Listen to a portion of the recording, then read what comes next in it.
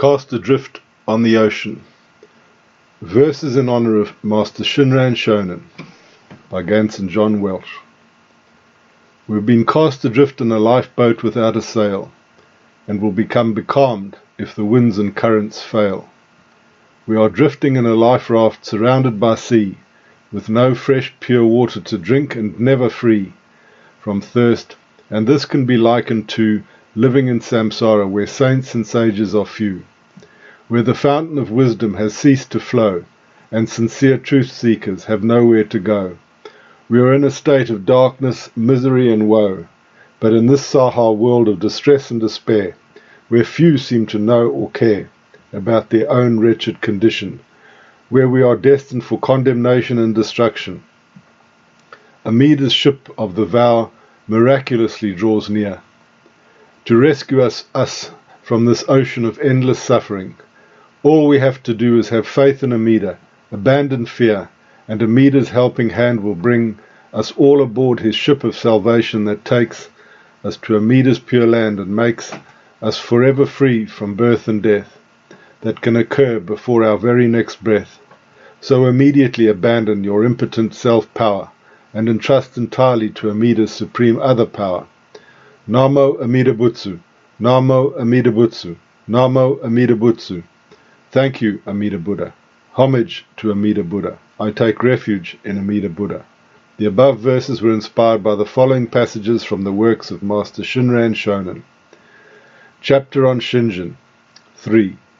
A collection of passages revealing the true shinjin of the Pure Land Way, compiled by Gotoku Shinran, disciple of Shakyamuni. Preface.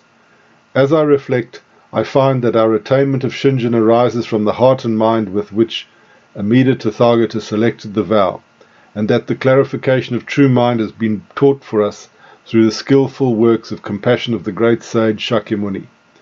But the monks and laity of this latter age and the religious teachers of these times are floundering in concepts of self-nature and mind only, and they disparage the true realization of enlightenment in the Pure Land Way, or lost in the self-power attitude of meditative and non-meditative practices.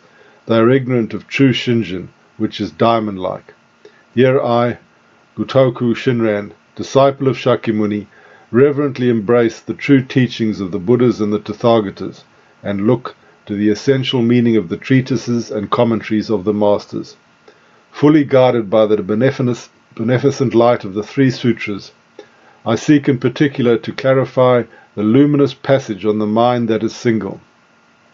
I will pose questions concerning it, and then present clear testimony in which explanation is found.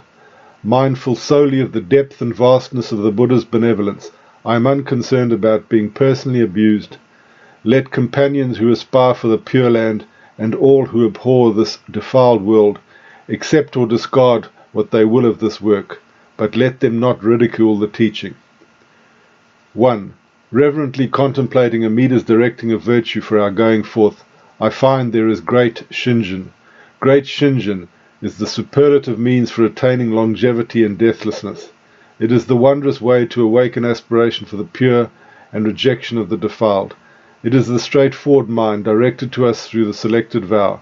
It is shinjin that actualizes Amida's profound and vast benefiting of others. It is true mind that is diamond-like and indestructible. It is pure shinjin by which a person easily reaches the Pure Land where no one goes. It is the mind that is single, realized by the person who is grasped and protected by the compassionate light. It is great shinjin, rare and unsurpassed. It is the quick path difficult for people to accept. It is the true cause of attaining great nirvana. It is the white path by which all virtues are fulfilled instantly. It is the ocean of shinjin that is itself suchness or true reality. This mind arises from the vow of birth through the Nembutsu. This great vow is known as the selected primal vow, the vow of the threefold mind of the primal vow, the vow of sincere mind and entrusting, and further may be called the vow of shinjin, which is Amida's directing of virtue for our going forth. For the foolish and ignorant who are ever sinking in birth and death, the multitudes turning in transmigration, it is not attainment of the unexcelled incomparable fruit of enlightenment that is difficult. The genuine difficulty is realizing true and real shinjin. Why? Because this realization takes place through the Tathagata's supportive power, because it comes about wholly through the power of great compassion and all-embracing wisdom. If pure shinjin should be realized, that mind will not be inverted, that mind will not be vain or false. Thereupon, that sentient being of extreme evil, profound and immense, will realize the mind of great joy and receive the veneration and love of all the sacred honored ones. Hymns on the Amida Sutra. 5 hymns. 82. Seeing the sentient beings of the Nembutsu throughout the world, countless as particles in the 10 quarters, the Buddha grasps and never abandons them, and therefore is named Amida. 83. The Buddhas, countless as the sands of the Ganges or as particles, reject the small good of the various practices, and all alike wholeheartedly encourage beings to realize shinjin, that is the inconceivable working of the name. 84. The Buddhas of the 10 quarters, countless as the sands of the Ganges, teach this Dharma that is most difficult to accept, for the sake of the evil world of the 5 defilements. They bear witness to the teaching and protect beings who take refuge in it. 85. The Buddha's protection and witness arise from the fulfillment of the vow of compassion. So let those who attain the diamond-like mind respond in gratitude to Amida's great benevolence. 86. To the evil sentient beings of wrong views, in this evil age of the 5 defilements, in this evil world, the Buddhas, countless as the sands of the Ganges, give the name of Amida, urging them to entrust themselves to it. Hymns on the Larger Sutra. 54. The fundamental intent for which the Buddha appeared in the world was to reveal the truth and reality of the primal vow. He taught that to encounter or behold a Buddha is as rare as the blossoming of the Udumbara. 56. The Buddha of inconceivable light, under Lokish Vararaja Buddha, selected the best qualities from among all the pure lands of the 10 quarters to establish the primal vow. 68. It is difficult to encounter a time when a Tathagata appears in the world, and difficult to hear the teaching of the Buddhas. It is rare to hear the excellent Dharma for bodhisattvas, even in a span of countless kalpas. 69. It is difficult to meet true teachers, and difficult for them to instruct.